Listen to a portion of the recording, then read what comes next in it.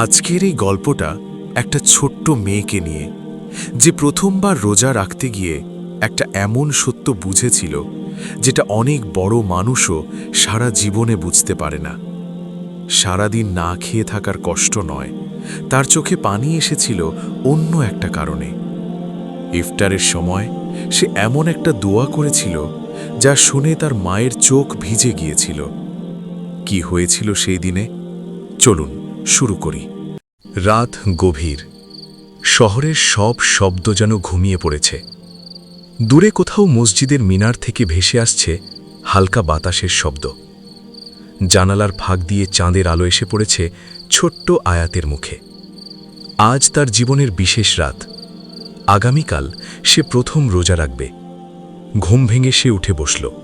বুকের ভেতর অদ্ভুত এক অনুভূতি, আনন্দ, ভয় আর একটু অজানা দুশ্চিন্তা।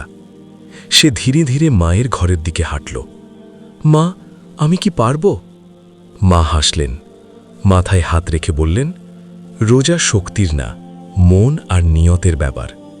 সেই কথাটা আয়াতের মনে গেঁথে গেল। ভোরের আগে ঘুম ঘুম চোখে আয়াত টেবিলে বসেছে। ছোট্ট প্লেটে রুটি, খেজুর আর এক গ্লাস দুধ। সবাই খাচ্ছে, কিন্তু তার মন অন্য কোথাও। তার মনে পড়ল রাস্তার পাশে বসে থাকা সেই ছেলেটার কথা, যে প্রায়ই খাবারের দিকে তাকিয়ে থাকে। সে হঠাৎ মাকে জিজ্ঞেস করল, মা, সবাই কি সেহরি খেতে পারে? মা কিছুক্ষণ চুপ থাকলেন। না মা, অনেকেই পারে না, তাই রোজা আমাদের শেখায় তাদের কথা ভাবতে। আয়াত চুপ হয়ে গেল। আজ খাবারটা তার কাছে আগের মতো লাগল না। সূর্য উঠতেই শুরু হলো আসল পরীক্ষা। বন্ধুরা বাইরে খেলছে, কেউ আইসক্রিম খাচ্ছে, কেউ পানি পান করছে। আয়াতের গলা শুকিয়ে যাচ্ছে। একসময় সে রান্নাঘরের সামনে গিয়ে দাঁড়াল। ঠান্ডা পানির বোতলে ছোট ছোট জলবিন্দু। তার হাত এগিয়ে গেল, কিন্তু থেমে গেল। সে চোখ বন্ধ করে ফিসফিস করল, আমি পারব, আল্লাহ দেখছেন। সেই মুহূর্তে সে নিজেকে বড় মনে করল। দুপুরে জানালা দিয়ে বাইরে তাকিয়ে আয়াত দেখল রাস্তার পাশে এক বৃদ্ধ বসে আছেন, ক্লান্ত, নীরব। তার মনে হল, আমি তো শুধু একদিন ক্ষুধা সহ্য করছি, তারা তো প্রতিদিন। তার ভিতরে কিছু বদলে গেল। সে নিজের খেলনাগুলো গুছিয়ে রাখল।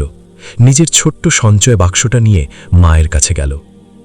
মা, এটা কি কাউকে দেওয়া যাবে? মায়ের চোখ ভিজে উঠল। বিকেলের আকাশ লাল হয়ে এসেছে। ঘরে ইফতারের গন্ধ, খেজুর, ফল, পাকোড়া সাজানো। ঘড়ির কাঁটা যেন চলতেই চায় না। আয়াত ক্লান্ত, কিন্তু তার মুখে অদ্ভুত শান্তি। আজ সে শুধু না খেয়ে থাকেনি, সে নিজেকে জিতেছে। আজ সে বুঝেছে ক্ষুধা কাকে বলে। হঠাৎ মসজিদ থেকে আজানের ধ্বনি ভেসে এলো, আল্লাহু আকবার। আয়াতের চোখ চকচক করে উঠল। প্রথম খেজুর মুখে দেওয়ার আগে সে চুপ করে দোয়া করল, আল্লাহ, সবাইকে খাবার দিও। মা অবাক হয়ে তার দিকে তাকালেন।